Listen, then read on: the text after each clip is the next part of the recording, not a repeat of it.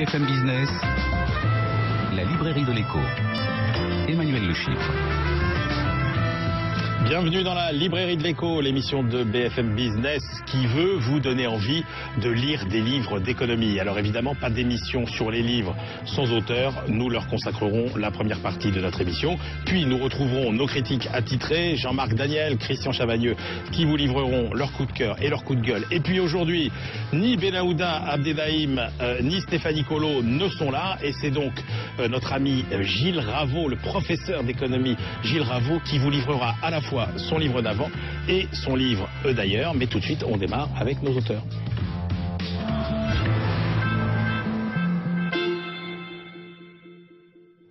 Alors, aujourd'hui, on est sur le terrain de cette nouvelle économie pour voir concrètement comment les entreprises peuvent tirer parti d'Internet, ce qu'elles ne font pas assez et ce qu'elles ne font pas très bien. Et puis, on verra que dans cette nouvelle économie aussi, il y a tout un tas de nouveaux emplois qui vont émerger et ça va nous faire du bien au moment où on met surtout l'accent sur tous ces emplois que les robots vont faire disparaître. Nos deux invités aujourd'hui, Pascal Kesselin, le premier, bonjour. Bonjour.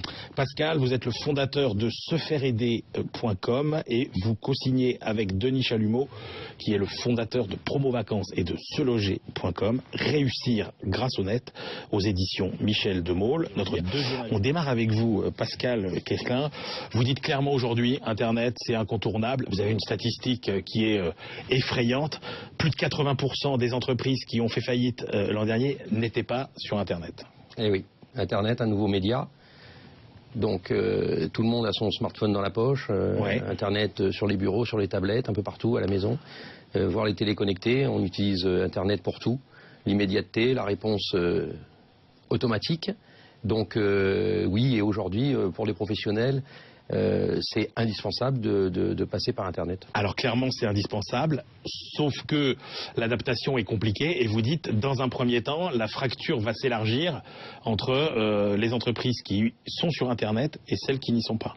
Oui, ça fait un peu plus de 20 ans que j'accompagne de la TPE en France. Ouais.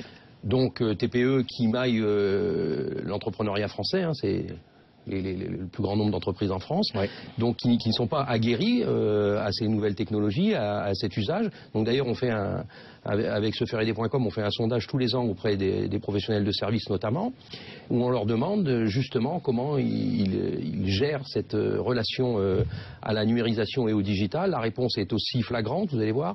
80% sont d'accord pour dire que Internet est un outil indispensable et ils comprennent bien que ça va être très utile pour faire de l'acquisition client et pour gérer leur visibilité, sauf que autant, voire plus, jusqu'à 90%, nous disent n'avoir reçu aucune formation et voir cet outil comme souvent, eh bien, d'abord chronophage, voire anxiogène ou très coûteux. En clair, on ne sait pas comment s'en sortir. Oui, mais ce qui est paradoxal, c'est qu'il y a une espèce de schizophrénie entre l'entrepreneur, j'ai envie de dire, et puis le citoyen dans la vie privée. C'est-à-dire que les Français se sont très largement accaparés l'outil Internet. Je cite encore un chiffre, 59% des Français achètent en ligne, alors que 11% seulement des entreprises vendent en ligne.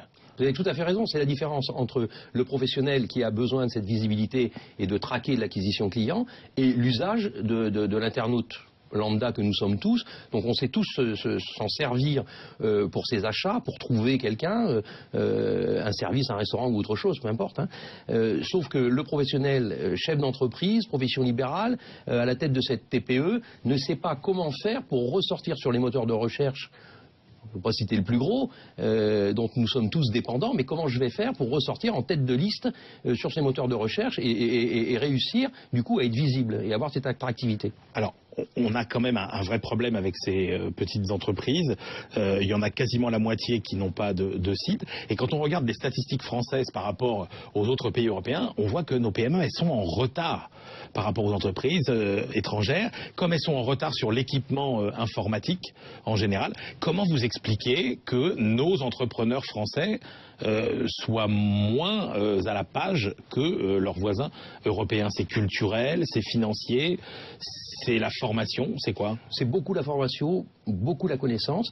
Donc moi je dis souvent, j'écris ça avec Denis pour essayer de dédiaboliser justement l'usage de l'Internet pour les professionnels. Parce que souvent ils ont été démarchés par des forces commerciales pour leur vendre du site Internet par exemple. Mais avoir un site Internet, ça sert à quoi si on n'a pas de référencement? Si on est sur la page 25 du moteur de recherche, ça sert absolument à rien. Si ce n'est à se faire plaisir, à mettre ça sur une carte de visite et à faire plaisir à ses amis. Mais ça n'a aucun intérêt. C'est avoir une vitrine au milieu du désert. Donc, ce manque d'information et de formation fait que ces professionnels et ces chefs d'entreprise se sont dit... Si ça n'a pas un rapport héroïste, si ça n'en ramène pas quelque chose, à quoi ça sert de dépenser de l'argent? Parce que quand on lit votre livre, en fait, on a l'impression qu'il y a deux catégories de façon caricaturale. Alors, quand on regarde les artisans, les professions libérales, au mieux, peut-être qu'elles se sentent concernées, mais au mieux aussi, on a l'impression qu'il y en a beaucoup qui se disent finalement, c'est pas pour moi Internet, le salon de coiffure, pourquoi il irait sur Internet, vous voyez. Et puis alors de l'autre côté, on a les grosses entreprises dont on a l'impression qu'il y a une espèce de magie de l'outil, c'est-à-dire que ah bah ça y est, on va s'acheter un outil pour gérer la relation client et on pense que ça y est, le travail est fait. Or, c'est ni l'un ni l'autre. C'est ni l'un ni l'autre, voilà. C'est ni l'un ni l'autre. Si on reprend l'exemple du salon de coiffure. Le salon de coiffure va se dire effectivement, mais comment je vais avoir une attractivité avec un site internet? Pour autant, un salon de coiffure, et c'est très bien que ça va être utile, puisqu'ils vont acheter des services de couponing pour avoir une attractivité et faire rentrer du monde dans leur salon. Donc ils voient bien. Simplement, ils n'ont pas encore trouvé le moyen, parce qu'on ne leur a pas présenté des outils mutualisés qui leur permettent effectivement de faire une vraie visibilité sur Internet sans que ça leur coûte une fortune, et pour autant que ça ramène des clients. Et de l'autre côté, la grande entreprise qui effectivement on achète du CRM, aujourd'hui on est à la big data, on contrôle tout, on vérifie tout, et puis on peut sectoriser à peu près tout ce que les gens font sur Internet. Le CRM est aussi très utile pour comprendre votre parcours en tant que client. Pour autant, il faut des outils qui tous les outils de gestion de la relation client. Gestion de la relation client. Voilà. On utilise ça bien évidemment pour suivre en fait votre parcours, savoir ce que vous avez fait, où on en est, combien de fois on vous a démarché, etc. Parce que mais plus que jamais, pas tout. Plus que jamais, le client est roi aussi aujourd'hui. C'est ça que vous soulignez aussi, et que les deux vont de pair finalement. Oui, le client est roi, c'est surtout que le client aujourd'hui avec ces nouveaux moyens, il veut de l'immédiateté. Il veut de la réponse instantanée. On voit bien aujourd'hui que, j'invente rien en disant qu'avant on s'écrivait et puis on recevait le courrier et puis on se répondait. Maintenant il y a les textos, etc., etc. Dans la consommation c'est pareil, vous le soulignez tout à l'heure, on consomme, on veut avoir la réponse immédiate, on a une question, on veut la réponse immédiate. C'est l'immédiateté qu'a amené aussi Internet. Donc aujourd'hui j'ai besoin d'un ostéopathe, j'ai besoin d'un jardinier, j'ai besoin d'un plombier, j'ai besoin d'une assistante maternelle, je me connecte sur Internet, je veux une réponse immédiate. Donc il y a cette immédiateté qui est demandée par le consommateur. Et ça, c'est important. C'est pour ça que le professionnel a besoin de répondre à cette immédiateté. Pourquoi? Parce que sinon, s'il répond 15 jours après, j'exagère, mais trop tardivement, il y aura toujours ceux qui répondront avant lui. Donc il y a besoin d'être très réactif en fait. Quand vous êtes face à des petits patrons, parce que dans votre livre aussi il y a beaucoup de, alors vous faites partager votre expérience à vous avec Denis Chalumeau, mais il y a aussi beaucoup d'autres exemples de petites entreprises. Quels sont les premiers arguments que vous utilisez pour convaincre les gens que soit ils n'utilisent pas Internet et qu'ils ont tort, ou soit qu'ils l'utilisent mal? Alors je leur dis essayez. C'est le premier argument. Je leur dis, voilà, moi, avec Se Faire Aider, on vous accompagne. Et je vous dis, vous voyez, j'étais en rendez-vous ce matin avec un plombier, à Paris. Enfin, il est à Maison Alfort, pour être exact. Il s'est mis à son compte, et il utilise la plateforme sefaireider.com, justement, pour avoir son acquisition client. Il me dit, aujourd'hui, 80% de ma clientèle vient par là. Parce que notre travail, c'est d'apporter justement un outil mutualisé, parce que seul, c'est compliqué. Donc, comme le disait tout à l'heure ma camarade à côté, effectivement c'est un groupement de travail où on est quand même indépendant, mais on utilise des outils qui sont mutualisés pour cette attractivité-là. Donc je leur dis essayez, et vous allez voir que ça fonctionne, et on les forme aussi, on leur donne des formations pour leur expliquer comment ça marche, encore une fois, pour dédiaboliser l'usage de l'Internet à des fins professionnelles, pour leur montrer que ce n'est pas une faune inextricable et qu'on peut s'en sortir de cette faune-là qui est le web avec des milliards de sites qui existent. Et on peut vraiment l'utiliser avec des fins héroïstes très percutantes. Alors, ok, notre entrepreneur, il veut utiliser Internet.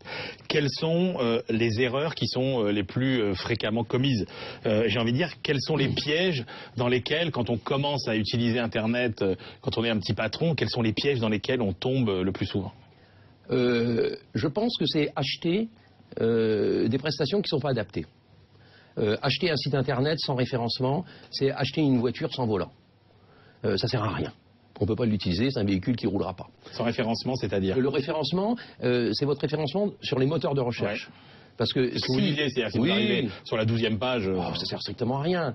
Donc, voilà, ça, c'est faire des tests.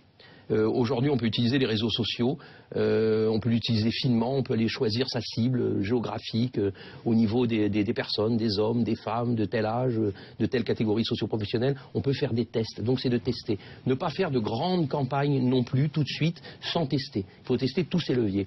Et ça, c'est très important. C'est de soigner son image. Je disais, c'est un média.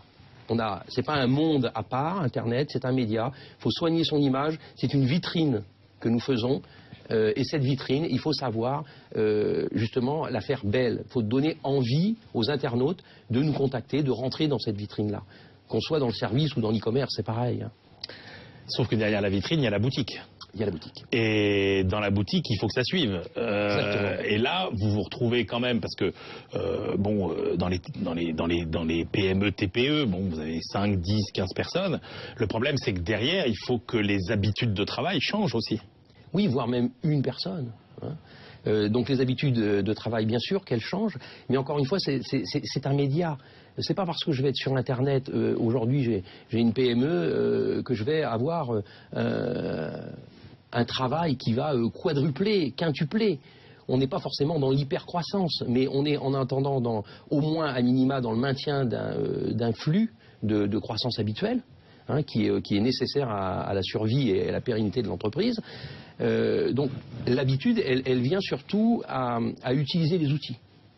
Il n'y a pas forcément de grands changements structurels, mais c'est surtout pour utiliser l'outil. Ça passe par de la formation. C'est assez simple aujourd'hui, les outils sont très faciles à utiliser. Alors pour reprendre ma question autrement, est-ce que les entreprises ne cèdent pas aussi à un mirage? Est-ce qu'ils n'attendent pas trop non plus d'Internet? Oui, j'aime bien votre question, c'est ce que je dis souvent aux professionnels avec lesquels nous travaillons. Je leur dis, vous savez, je ne fais pas tout. Avec se faire aider, c'est pas parce que vous considérez que vous allez avoir une prestation que, je disais ça l'autre coup à un jardinier. J'ai dit, vous savez, je vais pas aller tondre la pelouse et puis à la fin du mois, vous envoyez le chèque. On est d'accord. Donc, il faut aussi que vous fassiez votre boulot. Donc, je leur dis, nous, notre boulot, c'est d'aller chercher les clients sur le net et de vous les apporter. C'est le travail qu'on fait. Mais vous avez besoin effectivement de faire que la vitrine soit belle, que la boutique marche bien et que vous soyez compétent, que vous répondiez en disant bonjour à la dame qui vous appelle, vous répondiez rapidement aux demandes de devis qu'on vous fait et que vous fassiez votre travail correctement. Et ça, c'est votre partie du travail. Donc, il n'y a pas de miracle. Encore une fois, on change de média, on vous apporte ça et on vous apporte cette aide pour que ça fonctionne bien. Merci beaucoup à tous les deux. Merci Manuel. Eh bien écoutez, on va suivre ça. Donc retour dans une prochaine édition pour quand on complétera la collection. Et puis voilà, j'espère qu'on sera utile à tous ceux qui veulent utiliser Internet et prospérer et surtout se développer et développer leur entreprise grâce à Internet. On se retrouve tout de suite avec nos critiques pour la deuxième partie de l'émission.